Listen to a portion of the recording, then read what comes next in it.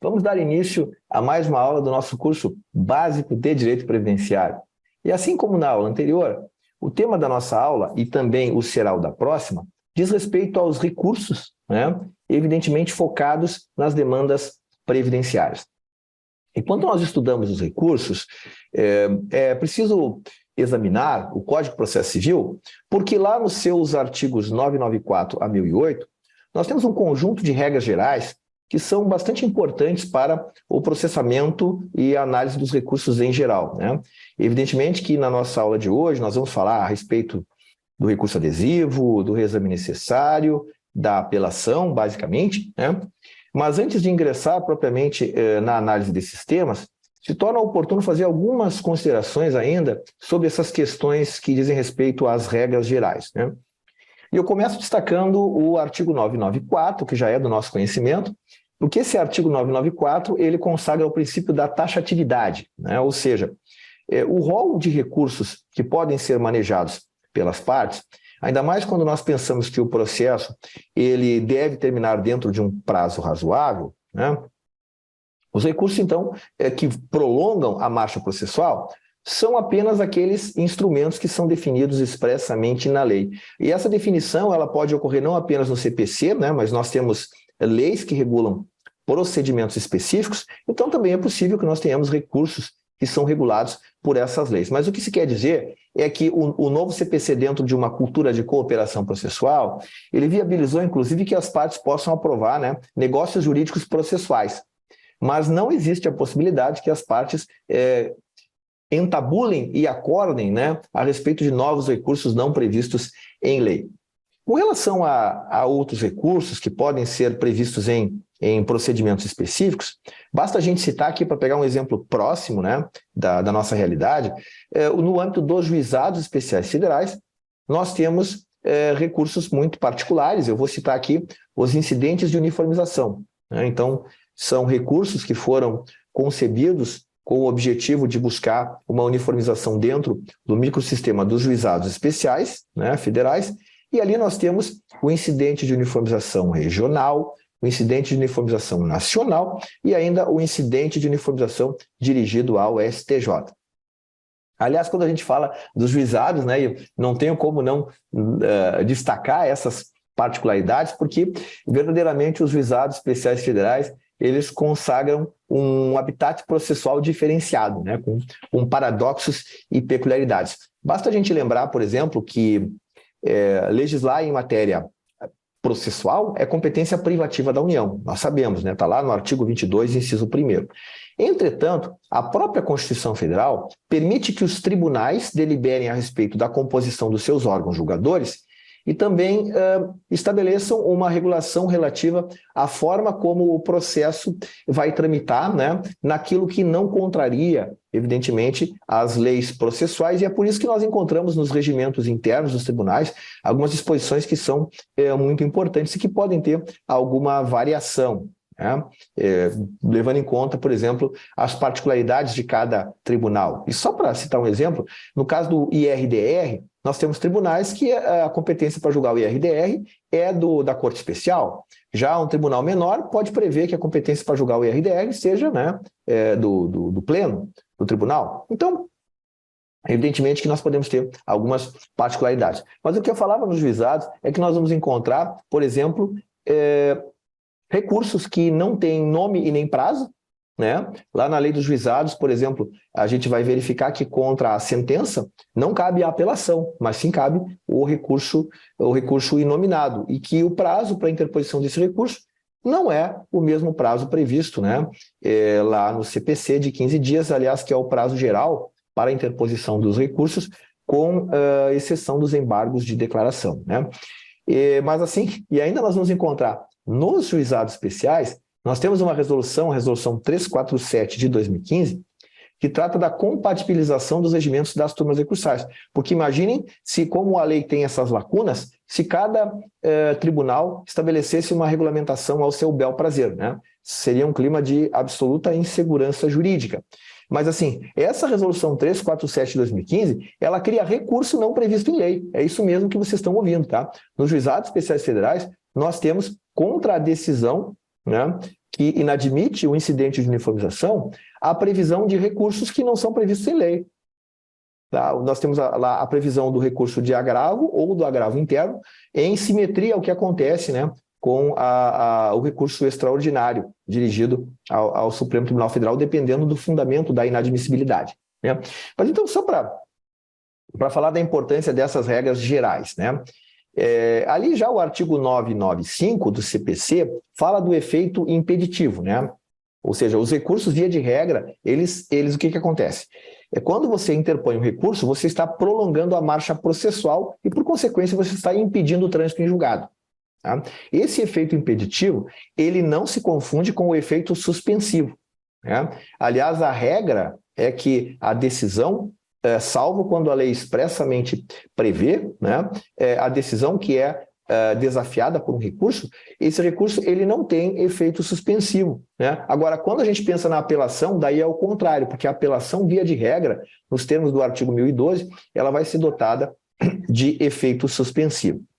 Bom, mas vamos então agora a um dos temas mais relevantes que vão ser tratados na nossa aula de hoje, né? Vou falar um pouquinho a respeito do recurso adesivo, tá? Recurso adesivo que é previsto lá no artigo 997 do Código de Processo Civil.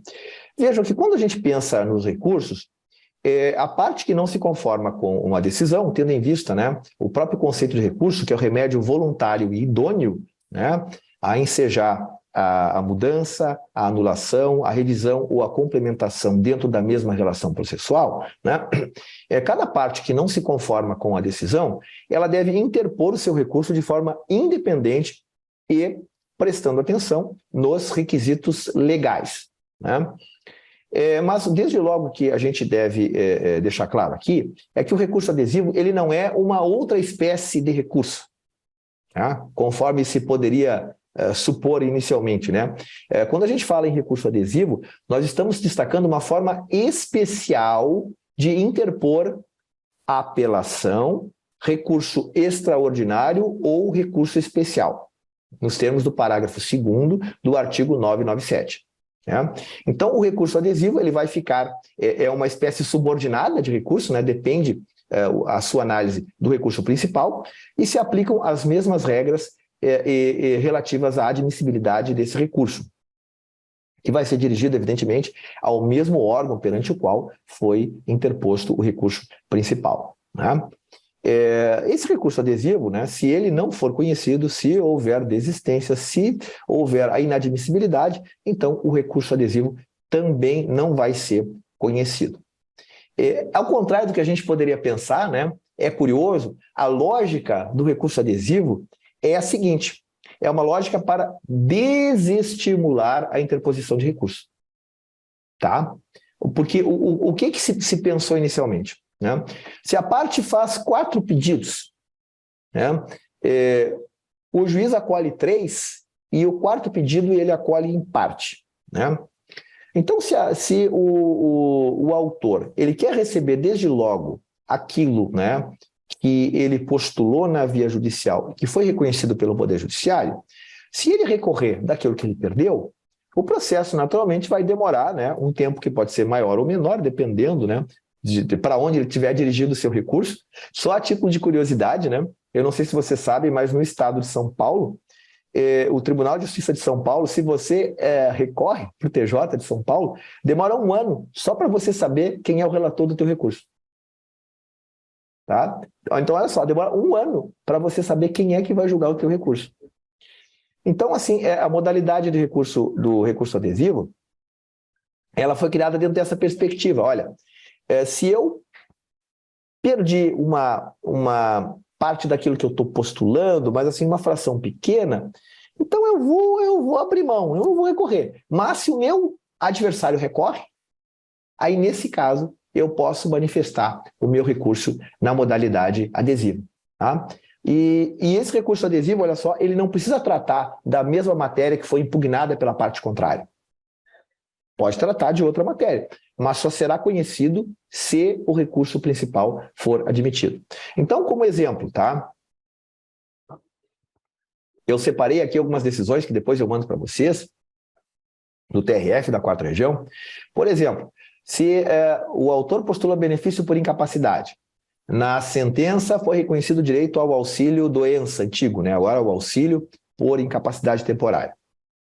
Recorre o INSS alegando a existência da capacidade da parte autora, ou a perda da qualidade de segurado, né? Ou a falta de carência, enfim. Né?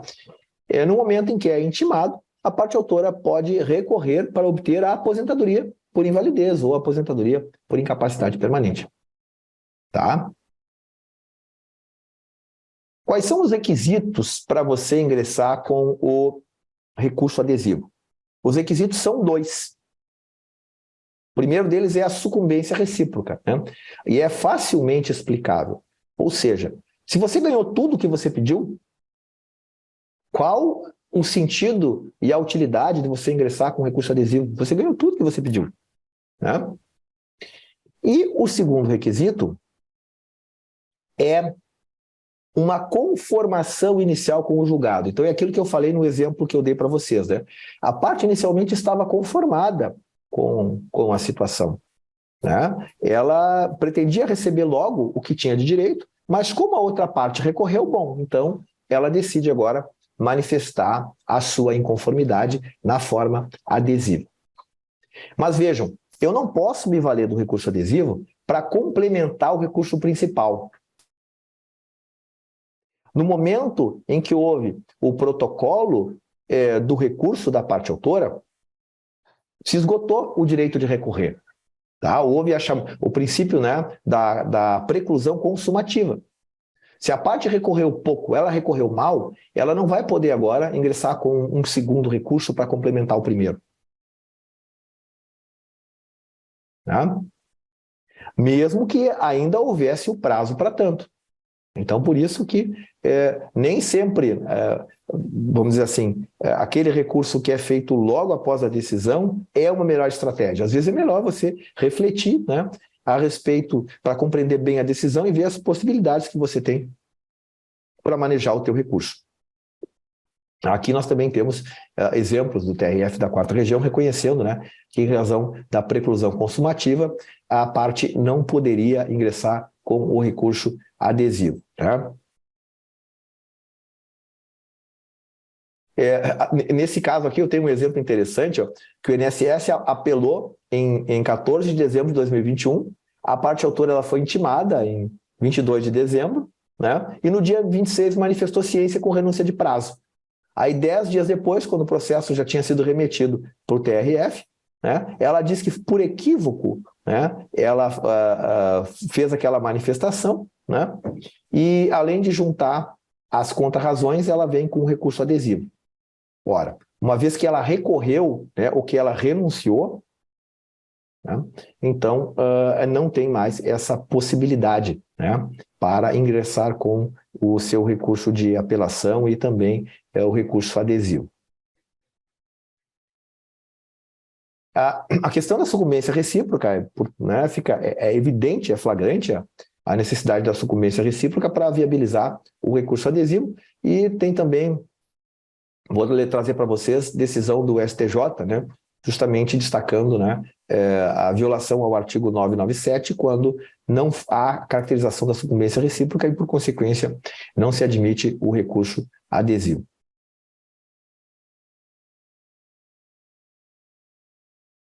Uma outra, aqui, olha só, esse exemplo aqui é bem interessante de como a parte perdeu uma grande oportunidade, tá? Por quê? A situação era uma situação na qual havia sucumbência parcial, tá? E houve, né, a interposição do recurso por parte do INSS, mas ela apelou primeiro de forma intempestiva e depois ela entrou com recurso adesivo. E a decisão do TRF da 4ª Região foi no sentido de que o recurso adesivo não poderia ser utilizado, né, porque ela havia, em face do princípio da unirrecorribilidade, ela já havia manejado o recurso de apelação de forma intempestiva. Então, se ela entrou com a apelação e depois com o recurso adesivo, ela usou 2 recursos contra a mesma sentença. E no momento, então, em que ela entrou com a apelação intempestiva, ela perdeu o direito, né, de ingressar com o recurso adesivo que ela poderia ter manejado. Então, só um exemplo interessante aqui em matéria previdenciária. Como é que é o procedimento do recurso adesivo? Né? O procedimento do recurso adesivo é o seguinte: quando a parte é intimada para contrarrazoar o recurso principal em 15 dias, né? O prazo para recorrer ou para contrarrazoar, nós sabemos, é de 15 dias para todos os recursos, salvo os embargos de declaração, né? A parte pode oferecer as contrarrazões ou ela pode fazer as duas coisas, né? Interpor o recurso adesivo no mesmo prazo. Se nós estivermos em face da Fazenda Pública, do Ministério Público ou da Defensoria, né, aqui, com base no que prevê o CPC lá nos artigos 183, 180 e o parágrafo 1º do artigo 186, existe o prazo em dobro tanto para oferecer as contrarrazões como para a interposição do recurso adesivo. E aí o procedimento, né, uma vez que tenham sido apresentadas as contrarrazões, né, se o tribunal inadmite o recurso principal, como nós vimos pelo fato do recurso adesivo ser um recurso subordinado, né, ele também vai ser inadmitido. Mesmo que ele seja admitido, né, e aqui também tem exemplos previdenciários, se o recorrente desiste do recurso principal, o adesivo, por ser subordinado, não será admitido. Né? Se o tribunal admite o recurso principal e julga o mérito, seja favoravelmente ou desfavoravelmente, então ele vai ter que passar a análise do recurso adesivo, e aí primeiro será efetuado aquele juízo de admissibilidade, e se admitido, então, vai ser examinado o mérito do recurso adesivo. Tá? Então, basicamente, sobre o recurso adesivo, né, seriam essas as nossas considerações principais. Depois eu mando para vocês, então, alguns exemplos aqui previdenciários que foram examinados pelo TRF da 4ª Região. Bom, sobre as regras gerais em relação aos recursos, né, aqui eu não vou discorrer muito a respeito disso, porque a gente já falou quando tratamos lá dos requisitos de admissibilidade, né? Os artigos 998, 999.000 tratam de situações que retiram o interesse recursal. São aquelas da desistência do recurso, renúncia ao direito de recorrer, aceitação da decisão, que pode ser tácita, né, ou expressa. Um exemplo de aceitação tácita, vamos imaginar que alguém entra com uma ação de dano moral contra a Caixa, né? Aí a ação é julgada procedente, o juiz fixa o valor de R$5.000 de dano moral, e aí a intimada Caixa, 2 dias depois, ela faz o pagamento, né, desses R$5.000. Aí no último dia do prazo ela se arrepende e entra com o recurso, né, de apelação. Então vejam, não será conhecido porque houve, né, uma aceitação tácita pela prática de ato incompatível com a vontade de recorrer. O artigo 1001 fala da irrecorribilidade, né, dos despachos, né? E aqui a gente vai examinar, porque para entendermos quando cabe a apelação ou o agravo de instrumento, né, a gente vai ver que existe a necessidade de diferenciar dentre os pronunciamentos judiciais, porque nós temos 3 espécies, né? Os despachos, né, que são atos de movimentação do processo sem conteúdo decisório, que, portanto, por não causarem prejuízo à parte, são irrecorríveis, nos termos do artigo 1001, e nós temos lá as sentenças e decisões interlocutórias, né? Então, tudo que não for sentença será decisão interlocutória, e a gente vai ver, então, qual é o conceito de sentença que está lá no parágrafo 1º do artigo 203 do CPC. Né? O recurso ele pode ser total ou parcial, e aí a gente também verifica que isso vai ser muito importante, tendo em vista a teoria dos capítulos da sentença. Né? Então, a parte pode fazer uma acumulação de pedidos, a partir daí ter pedidos julgados procedentes e outros improcedentes, e ela pode decidir recorrer de apenas alguns e não de todos. Né? Então, ela é que vai deliberar se ela quer recorrer de tudo ou apenas de uma parte. Né? Até mesmo porque, se ela recorre de tudo, ela está sujeita, eventualmente, à sucumbência, né? Se ela perder e não for beneficiária da gratuidade de justiça. Bem, tem aqui outros dispositivos que eu poderia tratar para vocês aqui, mas eu acho que a gente, em face do tempo que a gente tem, eu vou priorizar direto aqueles assuntos que são mais relevantes. Então, vamos falar um pouquinho a respeito do reexame necessário. Né, pessoal? O reexame necessário que está lá previsto no artigo 496, tá? Que diz assim, que estará sujeita ao duplo grau de jurisdição não produzindo efeito, senão depois de confirmado pelo tribunal, a sentença proferida contra a autarquia, os estados, o DF, os municípios e suas respectivas autarquias e fundações de direito público, ou as que procedentes, seja no todo ou em parte, julgarem embargos à execução fiscal. Via de regra, quando nós temos uma decisão contra a fazenda pública, o espírito que permeou aqui, eu sempre achei um absurdo isso, um atestado de desconfiança com relação à atitude do juiz, o estabelecimento de reexame necessário, é de que o interesse público determinaria que somente fosse possível o particular ter assegurado um direito, que foi violado pela administração pública, se a decisão do juiz fosse revisada por um colegiado, de juízes do segundo grau. Bem, mas esse conceito de fazenda pública, evidentemente que ele não se aplica quando nós temos pessoas jurídicas de direito privado, certo? Porque as pessoas jurídicas de direito privado não vão gozar de privilégios, sob pena de nós temos uma concorrência desigual lá, violando o parágrafo 2º do artigo 173 da Constituição Federal. Então, empresas públicas e sociedades de economia mista não podem gozar de privilégios fiscais ou de outros privilégios que não sejam extensíveis ao setor privado. Mas tem uma exceção, Provavelmente vocês conhecem essa exceção, que é a Empresa Brasileira de Correios e Telégrafos. Então, a EBCT, ela está dentro do conceito de fazenda pública por conta de um decreto, decreto-lei lá de 69, o decreto 9 de 69, que concede vários privilégios similares que são contemplados, para as pessoas jurídicas de direito público, e o STF já disse que isso é constitucional. Então, a Empresa Brasileira de Correios e Telégrafos mesmo, não sendo uma fundação, mesmo não sendo aqui uma autarquia, ela se vale desses privilégios. Bom, qual é a natureza do reexame necessário? O reexame necessário, ele definitivamente não é um recurso. A doutrina costuma afirmar que seria uma condição de eficácia da sentença. Por que não seria um recurso? A começar porque não é voluntário, Como o próprio nome indica, se o recurso é o remédio voluntário idôneo, e o reexame necessário, ele é efetuado, mesmo que a fazenda não tenha manifestado a sua vontade, então, evidentemente, que não pode ser um recurso. E o próprio parágrafo 1º está prevendo que o juiz é obrigado a remeter esse processo à segunda instância, ou pode haver a avocação por parte do presidente do tribunal. Aqui nós não vamos ter contraditório, porque não há dialeticidade, não houve a manifestação de uma inconformidade com o alinhamento dos argumentos pelos quais a decisão deve ser reformada. Não, se mandou para que o tribunal olhe se tudo foi decidido de forma certinha mesmo. Por conta disso não há um prazo, os recursos nós sabemos, a ideia do recurso é sempre que exista um prazo peremptório para sua interposição.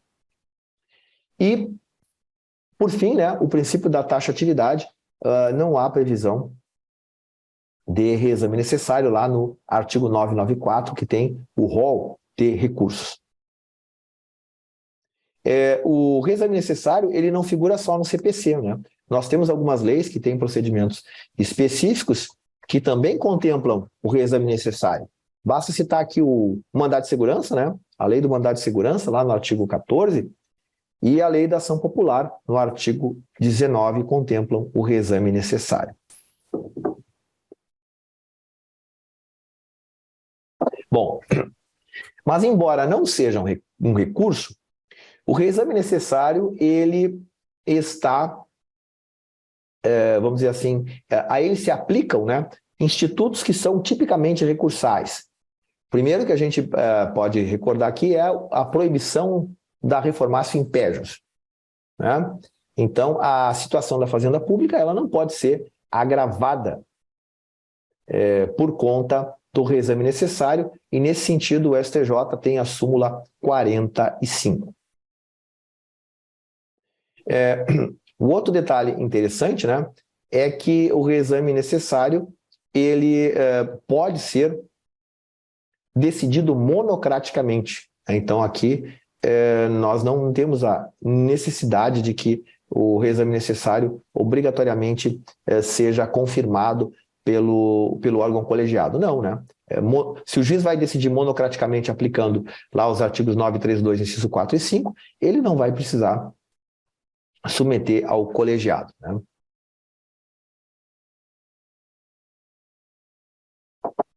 Nesse sentido, nós temos também uma súmula do STJ, que é uma súmula relativa ao CPC anterior, né, o artigo 557 do CPC de 73, mas que continua sendo aplicada pelo STJ. Porém, né, felizmente, aqui não se aplica aquela técnica de ampliação do julgamento do artigo 942. Né? Se no reexame necessário a decisão não for unânime, não será necessário convocar julgadores em número suficiente para reverter a decisão e que esse julgamento ter continuidade. Né? Expressamente, o parágrafo 4º do inciso 2º, graças a Deus, né, afasta a aplicação daquilo que eu considero muito feliz, a expressão os embargos infringentes cover. Né? Bom, e se não houver o reexame necessário, pode ocorrer trânsito em julgado? Segundo o Supremo Tribunal Federal, não. Né? É a súmula 423. Não vai ocorrer o trânsito em julgado se não houver expressamente a análise do reexame necessário por parte do tribunal. Uma particularidade nas ações previdenciárias que a gente vai encontrar, né, diz respeito à questão do limite, né, porque hoje, com as mudanças que foram feitas pelo critério de dispensa do reexame necessário no CPC anterior, estavam dispensadas do reexame necessário as condenações até 60 salários mínimos, né, que hoje é o mesmo teto do Juizado Especial Federal. Né? E o CPC de 2015, ele aumentou de forma substancial esse valor, né? E fez uma divisão considerando a importância do ente da federação. Então, por exemplo, se estamos tratando de municípios, o limite é 100 salários mínimos. Né? Até 100 salários mínimos não há necessidade do reexame necessário. Isso se aplica para as respectivas autarquias e fundações de direito público. Se nós estamos cogitando dos estados, tá? E as suas respectivas fundações e autarquias, bem como aqueles municípios que são capital de estado, então o limite é de 500 salários mínimos. E se estivermos tratando, então, da União, respectivas autarquias e fundações de direito público, como nós sabemos, o INSS é a nossa autarquia ancilar, né? Até 1.000 salários mínimos, então, está dispensado o reexame necessário. Agora, o problema ocorre com as sentenças ilíquidas. Por quê? O entendimento do STJ era no sentido, né, a súmula 490, de que não havia dispensa do reexame necessário no caso de sentenças ilíquidas. O STJ, ele ratifica esse entendimento quando ele julga o tema repetitivo 17. O CPC de 2015, como nós vimos, contudo, dentro de uma busca da racionalização do interesse público a partir de um viés econômico, né, ele redefiniu esses valores, de forma que o cabimento do reexame necessário ele restou bastante reduzido. Então, as sentenças proferidas contra a Fazenda Pública somente estarão sujeitas ao reexame necessário quando, né, a condenação ou o proveito econômico for igual ou superior a 1.000 salários mínimos, o que abrange o INSS. Bom, por conta dessa situação, o entendimento aqui do TRF da 4ª Região, eu até quero perguntar para vocês, alguém pode me responder, se já viu, alguma ação previdenciária que alguém ganhou mais de 1.000 salários mínimos. Vocês já viram alguma ação previdenciária que alguém ganhou mais de 1.000 salários mínimos? Eu nunca vi. Né? Então, nem se botar um dano moral estratosférico chega nisso aí.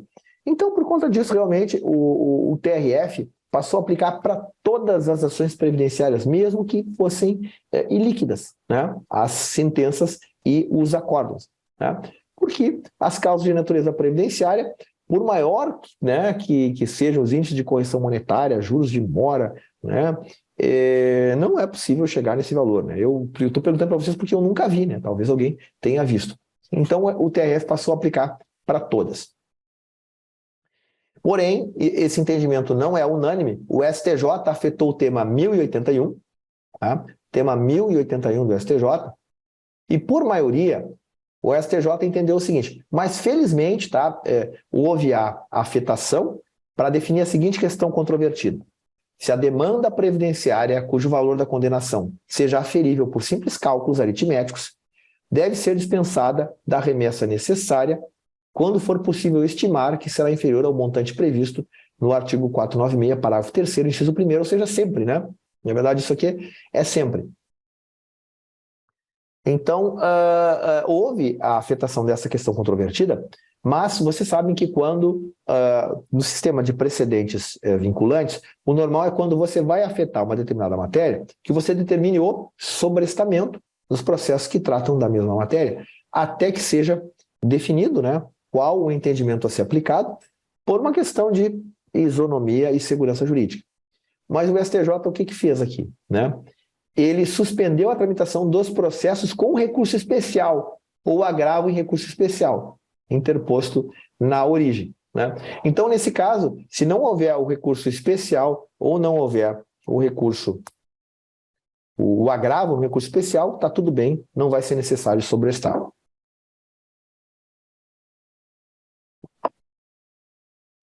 Já se tiver nos juizados especiais, então, né, nunca vai ser preciso a reexame necessário, porque não se aplica o reexame necessário nos juizados especiais, por expressa previsão do artigo 13 da Lei 10.259.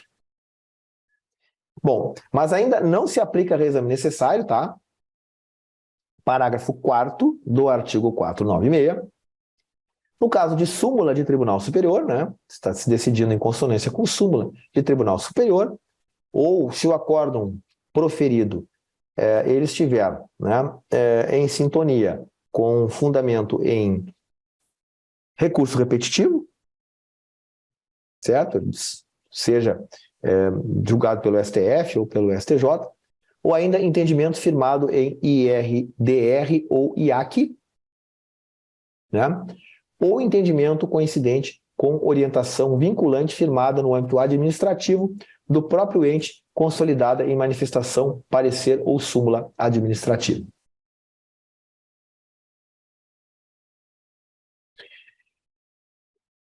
Dúvida, né, surge nos casos em que você tem uma sentença que não resolve o mérito e condena a fazenda a pagar honorários advocatícios, né, a parte contrária. Seria aplicável a remessa? O STJ, nesse caso, entende que a condenação da fazenda ao pagamento de honorários advocatícios em sentença extintiva do processo não tem o condão de impor o reexame necessário. Né? Tá me ouvindo? Agora sim, agora foi. Agora sim, tá. Doutor, uma pergunta, o senhor falou num determinado momento sobre capítulos da sentença. Eu tenho um pouco de dúvida como trabalhar com os apelos, né? No caso, assim, às vezes eu vejo no tribunal, no caso de aposentadoria, tu enxergas que com o que tem naquele momento já é possível deferir uma determinada aposentadoria, mas tu vai ter que anular a sentença para fazer a reabertura da instrução probatória, por exemplo, por causa da atividade especial, vamos supor. Tá? Tá. O senhor acha que aí se deve partilhar, como se fosse capítulos de sentença, entender que deve já, desde já, ser deferido um determinado benefício que vai ser menos, né? Baixa para diligência e aí depois ver se consegue adicionar o tempo de contribuição que venha a ser provado nessa reabertura? Como fica? Eu tenho dúvida como funciona essa história de capítulos da sentença quando tá. Não são coisas, não são pedidos bem estanques. Eu vou te dar um exemplo, então. Eu não consigo ler porque eu sou surda. Tá, tranquilo. Eu vou te dar um exemplo, tá? Assim, ó, vamos imaginar, isso pela teoria da causa madura, vamos imaginar que a parte autora postula um benefício de aposentadoria, que é indeferido pelo INSS, ela entra em juízo pedindo lá a contagem de um período em que não está registrado na CTPS, um período rural que ela tinha menos de 12 anos e um período especial. Tá? Aí vamos dizer que o juiz julga procedente, tá? O tempo rural antes dos 12 aos 10. Julga improcedente os outros dois. Certo? O INSS recorre. Tá? Mas aliás, a parte autora recorre contra os períodos que foram indeferidos e o INSS não recorre. O INSS não recorreu do tempo rural. Então, o que aconteceu? Nesse caso, esse capítulo da sentença transitou em julgado. Compreendeu? Porque o juiz reconheceu, só o autor recorreu. O autor recorreu pedindo o tempo especial e o tempo que não estava registrado na CTPS. O INSS não recorreu. Né? Então, se não houve o recurso do INSS, esse capítulo da sentença, ele transitou em julgado. E, por consequência, a parte poderia, por exemplo, né, pedir o cumprimento imediato. Né? Porque aqui nós temos algo que transitou em julgado e, por consequência, né, poderia pedir, o tribunal monocraticamente poderia determinar, porque o que acontece? A parte, eventualmente, ela pode continuar trabalhando, o processo demorar, e por conta daquele período que foi reconhecido, ela implementar dali mais alguns meses o direito a um benefício de aposentadoria. Né? Então, assim, agora, no caso que tu falou, eu acho mais complicado, porque daí tu está cindindo o julgamento, não é necessariamente porque, assim, também a gente vai ter que verificar qual é o pedido da parte autora. Né? Qual é o pedido dela? Porque mesmo na aplicação, por exemplo, da teoria da causa madura, quando aí a gente tem essa questão dos capítulos da sentença, é necessário que se atente para o pedido da parte autora. Tá bom? Bem, indo adiante então, pessoal. Vamos falar agora um pouquinho da apelação. Né? A apelação é denominado pela doutrina o recurso por excelência, né? O recurso modelo. Porque é o recurso que melhor apresenta a ideia do duplo grau de jurisdição, bem como vai permitir uma ampla discussão da causa no âmbito, né, recursal. A apelação é um recurso de fundamentação livre, né? Então, assim, diferentemente daqueles recursos de fundamentação vinculada, como é o caso dos embargos de declaração, o recurso especial e do extraordinário, na apelação é possível discutir as teses jurídicas, né? É possível discutir a avaliação das provas, é possível eventualmente discutir questões que acabaram acarretando o cerceamento de defesa em relação à parte. Então, você pode discutir a integralidade, né, daquilo que você postulou na petição inicial e que você entende que, por conta do julgamento, você foi prejudicado. Né? Também a apelação ela é um recurso paradigma, chamado paradigma, porque as regras que nós temos ali a partir do artigo 1009, elas podem ser aplicadas, tá, para os demais recursos que às vezes fazem, às vezes, de apelação. Né? Eu já vou explicar para vocês. Por quê? Porque nem sempre o recurso dirigido contra a sentença será a apelação. Tá? O CPC ele promoveu uma quebra inequívoca do princípio da unicidade do julgamento, porque nós passamos a ter as decisões interlocutórias de mérito, que são capazes de gerar coisa julgada parcial, né, a partir dos capítulos da sentença, conforme eu referi. Né? Então, qual é o conceito de sentença? Né? Para a gente saber o que é decisão interlocutória e o que é a sentença, para poder avaliar qual é o recurso correto. Né? O CPC ele optou por um conceito que leva em consideração dois elementos, o conteúdo e os efeitos. Só é sentença, em princípio. Tá? A gente vai ver que tem uma exceção aqui que o Tribunal da Quarta Região encontrou. Né? Mas, em princípio, para ser sentença, a decisão ela tem que estar apoiada nos artigos 485 e 487, tá? 485 que fala lá das sentenças terminativas, né? e o 487, e deve, então, por fim, a fase cognitiva do procedimento comum ou a execução. Então, sentença é o ato do juiz, com fundamento nos artigos 485 e 487, que põe fim à fase cognitiva do processo comum ou da execução. Esse é o nosso conceito de sentença, né? Bom, mas, como eu disse, há situações em que o recurso cabível contra a sentença não é apelação. O primeiro deles a gente já viu, né? Eu já falei para vocês que nos juizados especiais federais, contra a sentença, o que cabe não é a apelação, e sim o recurso inominado. Aliás, o prazo, inclusive, é um prazo diferente, é o prazo de 10 dias, né? O outro exemplo é na execução fiscal, quando o valor da execução fiscal é inferior a 50 OTNs, são cabíveis os embargos infringentes. Tá? Eu diria que hoje, eu estou longe da execução fiscal há muito tempo, né? Eu diria que hoje a gente não encontra mais embargos infringentes. Por quê? Porque a Fazenda não ajuiza as execuções fiscais de valores reduzidos, né? Então, esse valor de 50 OTNs, eu acredito que não estaria dentro daqueles em que a Fazenda Pública promove as execuções fiscais. A outra hipótese, ela é mais interessante.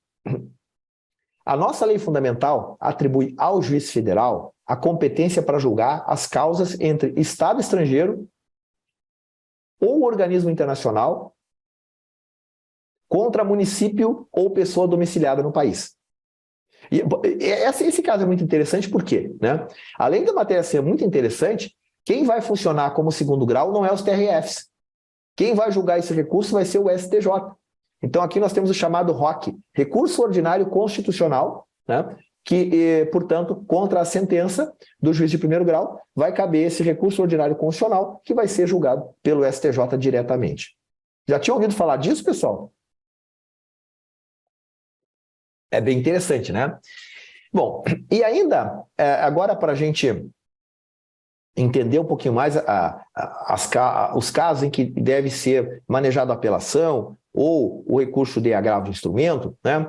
Eu só quero recordar a vocês que o novo CPC, ele estabeleceu, né, uma fase procedimental que é conhecida como julgamento conforme o estado do processo. Tá?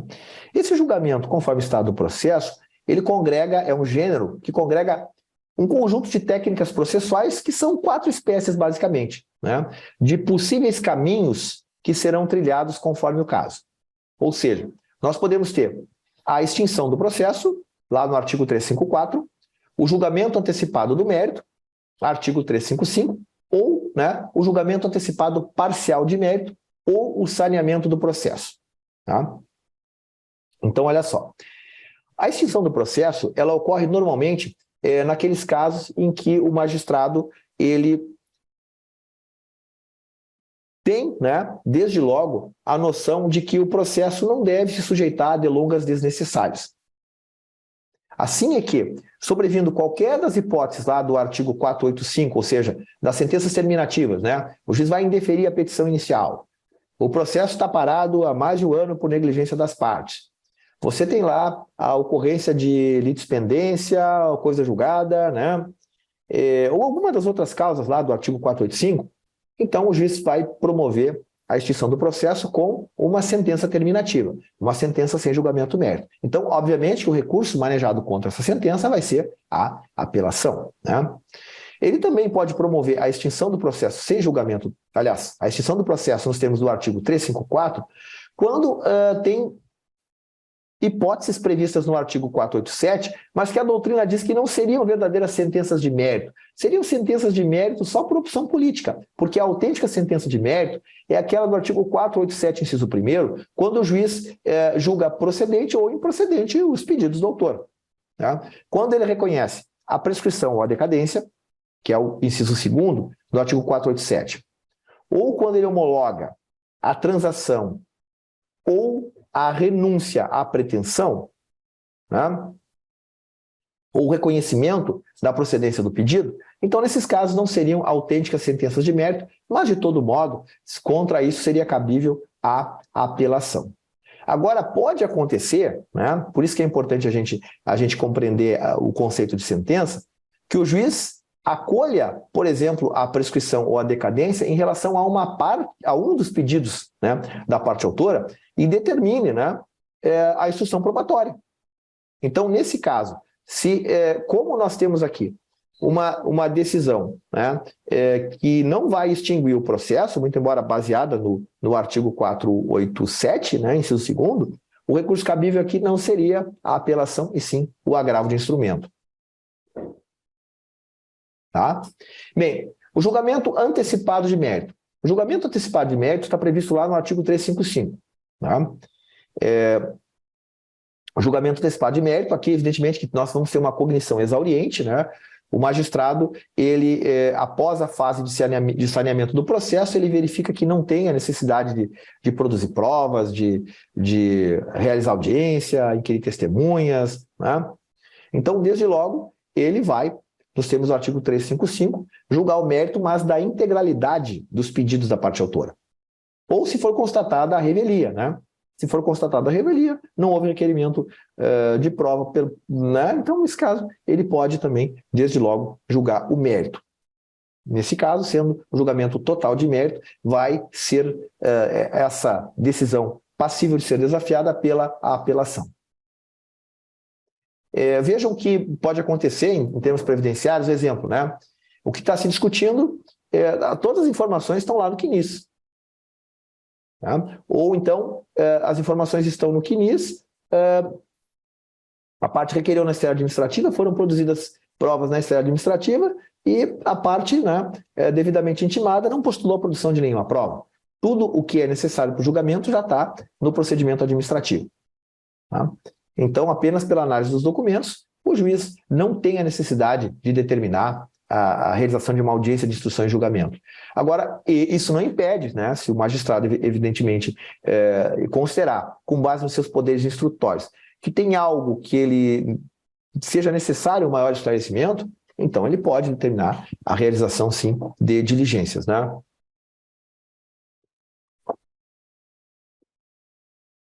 Bom, pode acontecer, eventualmente, de nós termos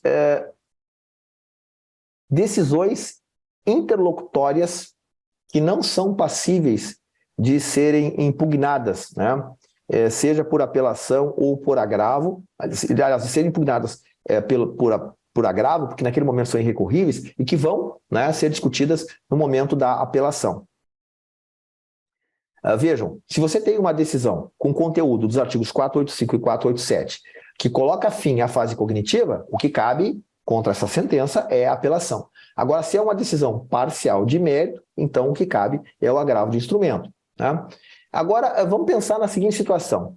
Você tem lá uma ação que foi proposta contra a Caixa Federal, por exemplo, né? E aí, ou contra o INSS, vamos imaginar, e o réu postula a produção de uma prova. E essa prova ela é indeferida. Né? A prova foi indeferida. Mas a ação, ao final, é julgada improcedente. Então, em princípio, né, o réu não teria interesse em recorrer. Mas se o autor apela, então, nesse caso, o indeferimento daquela prova, porque essa decisão ela não é recorrível à luz, né, da nova configuração que foi dada ao agravo de instrumento. Então, como a parte que ganhou a ação, ela não poderia se insurgir, né, sendo vencedor da demanda, ela pode, na forma adesiva, né, ela pode solicitar, então, em recurso, que seja realizada aquela prova que foi indeferida, que ela não podia recorrer naquele momento. O exemplo que eu queria trazer para vocês, com relação à hipótese passível de ser desafiada por apelação, não constante os artigos 485 e 487, é a seguinte. Foi proposta uma ação na Justiça Estadual, olha só esse exemplo, Jânia. Proposta uma ação na Justiça Estadual, e depois de algum tempo foi instalada uma unidade avançada de atendimento. Então, o que o juiz estadual fez? O juiz estadual determinou o cancelamento de todos os processos a partir de uma determinada data que haviam sido ajuizados, dizendo, né, para as partes que elas deviam agora ingressar com uma nova ação na Justiça Federal, na unidade avançada de atendimento. Então, essa decisão ela não está elencada em nenhum dos incisos do artigo 485, e também não está elencada nos incisos do artigo 487. E aí? Né? Se a parte não fizesse nada, se a parte ficasse inerte, ocorreria o cancelamento da distribuição. E o tribunal entendeu que essa decisão poderia ser desafiada por apelação, né? Muito embora não houvesse previsão expressa nos artigos 485 e 487 do CPC. Então, uma exceção interessante, né? Aquela ideia de que sentença ela tem dois elementos, o conteúdo e a finalidade. Bom, sobre o julgamento parcial de mérito, tá? O julgamento parcial de mérito é tratado lá no artigo 356 do CPC. Tá? Quando há o julgamento parcial de mérito, se não há recurso contra essa decisão, e o recurso, nos termos do parágrafo 5º do artigo 356, é o agravo do instrumento, pode ocorrer o trânsito em julgado da decisão, e aí nós teremos a possibilidade, né, inclusive, de que isso seja executado de forma definitiva. Agora, o paradoxal, quando a gente compara o julgamento total de mérito e o julgamento parcial de mérito, nós temos aqui alguns pontos, né, que são paradoxais. Por exemplo, contra a decisão que julga totalmente o mérito, cabe apelação. Contra a decisão que julga, né, parcialmente o mérito, cabe o agravo de instrumento, ok? Você não pode executar de forma provisória, em razão do efeito suspensivo da apelação, né, quando houve o julgamento total do mérito. Mas, no caso de haver o julgamento parcial, você pode promover a execução provisória. Né? Então, essa distinção, ela acaba por ferir o princípio da isonomia. Outras questões interessantes, se a gente for pensar, né, por exemplo, contra a apelação, você pode manejar o recurso adesivo. No caso do julgamento parcial de mérito, você não pode manejar o recurso adesivo. O teu processo que está em tramitação no tribunal, no dia do julgamento, né, você pode pedir sustentação oral, no caso de ter havido um julgamento total do mérito, porque você apelou. Né? Agora, se você agravou de instrumento, não cabe a sustentação oral. E aí tem essa questão, ela fica ainda mais interessante, né, a incongruência, quando a gente pensa o seguinte, aquela técnica de integração do julgamento colegiado, do artigo 942, ela prevê o seguinte, se houver um julgamento não unânime do agravo de instrumento, no caso, existe a possibilidade, né, de você fazer a sustentação oral. Então, é curioso porque, na continuação do julgamento, você pode fazer a sustentação oral, mas na primeira fase do julgamento você não pode. Então, realmente fica aqui uma situação, né, bastante incongruente. Né? A respeito do julgamento parcial de mérito, depois eu também vou mandar para vocês aqui, algumas decisões do TRF da 4ª Região, em que se reconheceu fundamentalmente aquilo que eu falei, né? Dos capítulos autônomos, quando você tem períodos, né, que não foram objeto de recurso, a possibilidade de se determinar a averbação desses períodos para que a parte tenha a possibilidade de obter o benefício previdenciário, né, ainda que posteriormente, né, se houver o reconhecimento da integralidade dos pedidos, que ela venha a postular, a fazer uma opção pelo benefício que venha a se revelar mais favorável para ela. Bom, a quarta e última possibilidade, então, do julgamento conforme o estado do processo é o saneamento do processo. Se não for caso de extinção sem resolução do mérito, nem extinção com julgamento do mérito, a decisão saneadora ela vai resolver as questões processuais que estiverem pendentes, ela vai delimitar as questões de fato, né, sobre as quais deve haver atividade probatória, se for o caso, distribuir o ônus da prova, né, delimitar as questões relevantes para a decisão de mérito, e, se for o caso, designar a audiência de instrução e julgamento. Né? Bom, mas e se acontecer de alguma das partes, por exemplo, entender que é cabível o julgamento antecipado do mérito, mas o juiz quer determinar a instauração da fase postulatória? Nesse caso, o que poderia se fazer? Né? É uma daquelas situações em que não existe a previsão, né, da possibilidade do manejo do recurso de agravo de instrumento, né? Aqui. Né? Então, eventualmente, essa questão ela deverá ser discutida, né, como preliminar da apelação. Bom, os elementos obrigatórios, né? No caso da apelação, o artigo 1010 fala do que deve constar, né? Primeiramente, ali quando fala os nomes e qualificação das partes, vejam que isso só tem sentido se a gente imaginar do recurso feito por terceiro prejudicado, né? Porque se nós estamos falando do autor e do réu, eles já estão qualificados no processo, então isso é completamente desnecessário, né? A exposição do fato e do direito e as razões do pedido da reforma. Aqui, evidentemente, é o princípio da dialeticidade, né? Deve-se haver uma confrontação específica dos argumentos com base nos quais a decisão foi proferida naquele sentido, né? E o pedido da nova decisão, seja pela invalidação, reforma, integração ou complementação, né? Já vimos que pode haver apelação na forma adesiva e se fala também da questão da retratação, né? Mas a retratação, pelo fato de nós termos hoje o juiz de primeiro grau não fazer mais o exame preliminar de admissibilidade, né? Então a possibilidade de ele se retratar acaba sendo, né, bastante reduzida nesse caso, justamente porque ele não vai olhar o recurso, né? Já que ele não precisa fazer a admissibilidade, né? A apelação ela é interposta perante o juiz à qual, claro que com o processo eletrônico isso tudo vamos dizer assim, é mais filigrama do que relevante, porque o processo eletrônico acaba resolvendo, né, todas essas questões, tá? Mas então o apelado vai ser intimado para apresentar contra-razões no mesmo prazo de 15 dias, né? E podendo recorrer adesivamente, né? Se houver apelação adesiva, então o juiz vai intimar o apelante para apresentar as suas contra-razões. O que eu considero ainda interessante de destacar é a possibilidade de serem juntados novos documentos, né? O STJ tem sido extremamente tolerante com essa possibilidade. Em verdade,